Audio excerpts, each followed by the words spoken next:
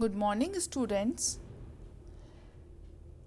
आज मैं आपको इंटरमॉलिक्यूलर फोर्सेस कैसे होते हैं, क्या कारण है इनका, उसके बारे में डिस्कस करूंगी, जो आपके लिक्विड स्टेट चैप्टर में सिलेबस में मेंशन किया हुआ है।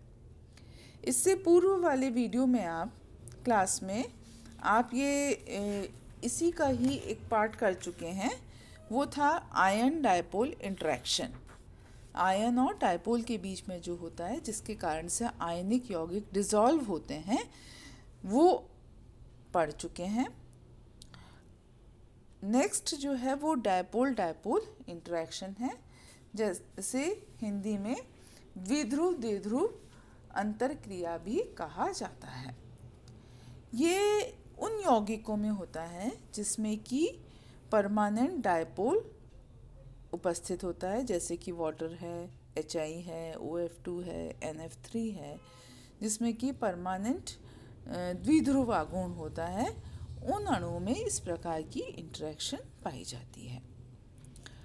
द्विध्रुव द्विध्रुव मतलब कि दोनों द्विध्रुव के बीच में, मतलब कि सेल्फ ही होगा वो। जैसे कि वाटर मॉलिक्यूल है तो वाटर मॉलिक्यूल का एक अणु दूसरे मॉलिक्यूल के साथ में अंतःक्रिया करेगा, तो इस प्रकार का इंटरेक्शन उस श्रेणी के द्रवों में या उनमें पाया जाता है।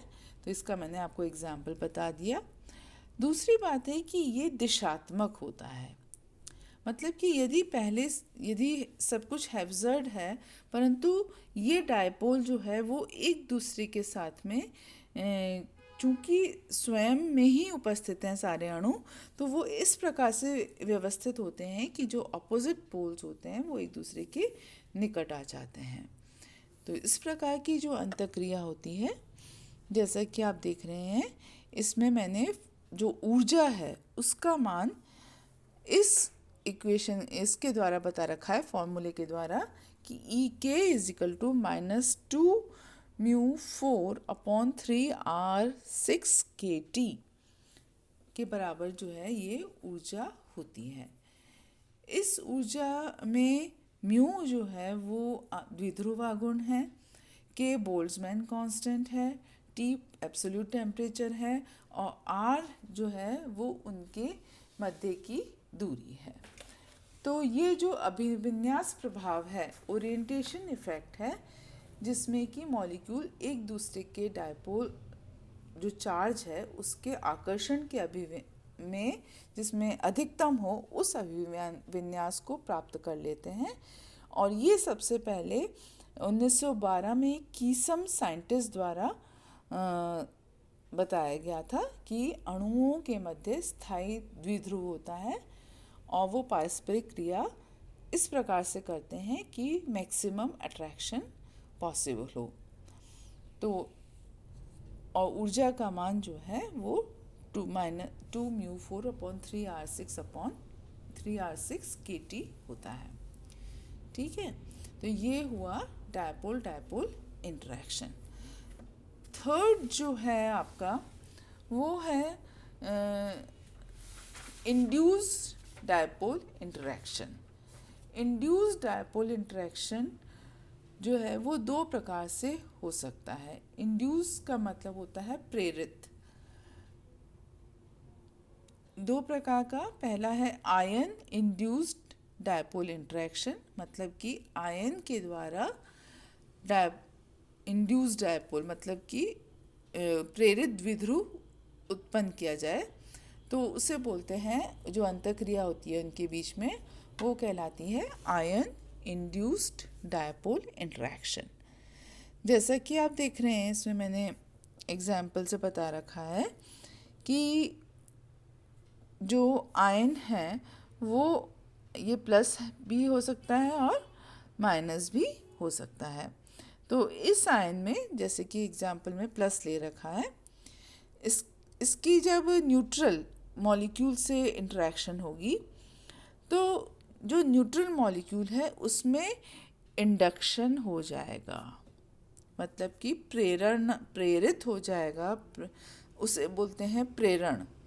ठीक है, तो आयन के द्वारा प्रेरित द्विध्रुव जो है वो पैदा हो रहा है, बन गया है। और अब जो इंटरेक्शन होगी वो इस प्रकार से होगी कि जो पॉजिटिव है उसके पास में जो है द्विध्रुव का नेगेटिव पार्ट रहे और ऑपोजिट साइड पर पॉजिटिव पार्ट रहे।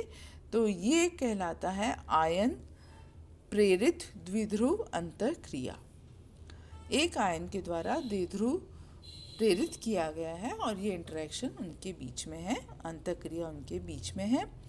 और जो एनर्जी का मान है वो है ED equal to Z square alpha E square upon 2R square.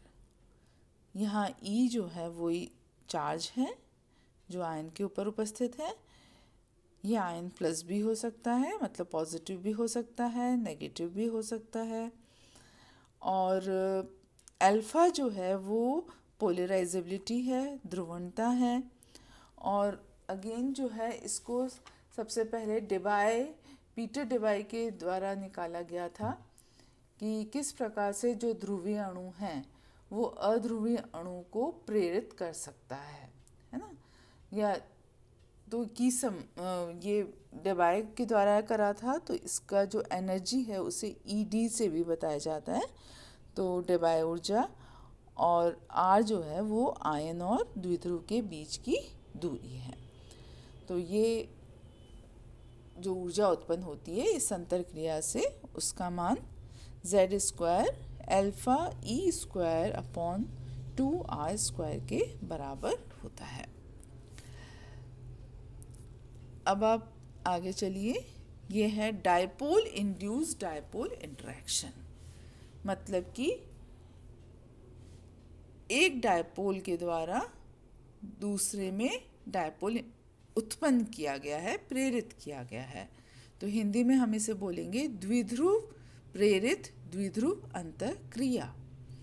तो जैसा आप इसमें देख रहे हैं ये हमारा जो है द्विध्रुव है और दूसरा जो है वो है नॉन पोलर, परंतु इसने जो पोलर मॉलिक्यूल है इसने इसमें नॉन पोलर में इंड्यूस कर दिया। तो ये हो गया डायपोल इंड्यूस्ड डायपोल इंटरेक्शन। तो इसके लिए क्या आवश्यक शर्त है कि जो यौगिक जो हम पोलर ले रहे हैं वो परमानेंट डायपोल हो, उसमें स्थायी द्विध्रुव हो और वो जब अध्रुवीय अणु के संपर्क में आएगा तो उसको वो प्रेरित कर देगा। तो इस प्रकार से जो द्विध्रुव प्रेरित द्विध्रुव अंतरक्रिया होती है, डायपोल इंड्यूस्ड डायपोल इंटरेक्शन, उसके दौरान जो ऊर्जा उत्पन्न होती है उसका मान होता है -2 alpha mu square upon R square. यहाँ भी अल्फ़ा जो है वो पोलराइजेबिलिटी है, परंतु इसके लिए जो आवश्यक शर्त है वो है कि जो मॉलिक्यूल पोलर मॉलिक्यूल है उसमें एक तो परमानेंट डायपोल होना चाहिए। दूसरी बात है कि यह ऊर्जा ताप पर भी निर्भर करती है। अब नेक्स्ट आएगा इंड्यूस्ड डायपोल इंटरेक्शन। मतलब कि प्रेरित द्विध्रुव अंतरक्रिया। ये बड़ा इम्पोर्टेंट है क्योंकि कोई भी द्विध्रुव पहले से या आयन कोई भी प्रेजेंट नहीं था, परंतु उसने अनुपस्थित होते हुए भी जो है डायपोल इंड्यूस हो गया। तो ये इंड्यूस्ड डायपोल इंड्यूस्ड दोनों ही इंड्यूस्ड हैं, मतलब कि दोनों ही प्रेरित हैं। तो ये किस प्रकार से हुआ आपको पता है, जैसे कि ये डायटोमिक मॉलिक्यूल जैसे fluorine, chlorine, oxygen, carbon dioxide जो मैंने लिखा है, या फिर नोबल गैसेस, इन सब में डायपोल अनुपस्थित है। क्योंकि जब यदि वो होमो डायटोमिक हैं तो इसका मतलब कि सेम टाइप ऑफ एटम से मिलकर बने हैं, तो यहाँ तो चार्ज का कोई रिडिस्ट्रीब्यूशन नहीं होगा। न कोई पॉजिटिव होगा न कोई नेगेटिव होगा। इसी प्रकार से जो नोबल गैसेस हैं वो उनमें भी कोई चार्ज नहीं होता है। परंतु वापस से आप यदि पुरानी चीज़ को देखेंगे कि इनको गैसियस स्टेट से लिक्विड स्टेट में बदला जाता है, इसका मतलब कि इनके बीच में कोई ऐसा इंटरेक्शन पैदा हो रहा है कि वो जो दूरी के साथ कम होने पर उनकी स्टेट में परिवर्तन भी कर रहा है। तो वो कहलाता है इंड्यूस्ड डायपोल इंटरेक्शन। तो सब इसके लिए जो है क्वांटम मैकेनिक्स का सहारा लिया गया था इस प्रकार की अंतर्क्रिया को समझने के लिए। तो आधार क्या था कि इलेक्ट्रॉन जो है वो हमेशा गतिशील रहते हैं, और जब वो गतिशील हैं तो वो उनका जो घूमने के दौरान जो है वो सिमेट्रिकल रहता है चार्ज डिस्ट्रीब्यूशन। ऐसी स्थिति में द्विध्रुव आघूर्ण भी शून्य होता है। परंतु लंदन के अनुसार जो ये द्रव अवस्था में परिवर्तन हो रहा है डायटोमिक मॉलिक्यूल्स का या नोबल गैसेस का, इसका मतलब कि ये जो अध्रुवीय अणु हैं इसमें इलेक्ट्रॉन कुछ क्षणिक समय के लिए जो है उसमें विशेष स्थान ग्रहण करता है, और उस समय आवेश जो है असंतुलित हो जाता है और द्विध्रुव क्षणिक समय के लिए पैदा हो जाता है। ये क्षणिक समय का द्विध्रुव दूसरे जो न्यूट्रल एटम है उसमें भी इंड्यूस कर देता है और दूसरे तीसरे में कर देता है, पड़ोसी अणु में कर देता है। तो इस प्रकार से जो है इंड्यूस्ड डायपोल बन जाते हैं, और इनके बीच में जो इंटरेक्शन है वो होती है इंड्यूस्ड डायपोल इंटरेक्शन। तो एक बार हम इस चीज़ को और क्लियर करते हैं कि ये क्या है। इसको बोला जाता है लंदन फोर्सेस या डिस्पर्जन फोर्सेस, क्योंकि कई बार आपसे इस पर क्वेश्चन भी पूछा जाता है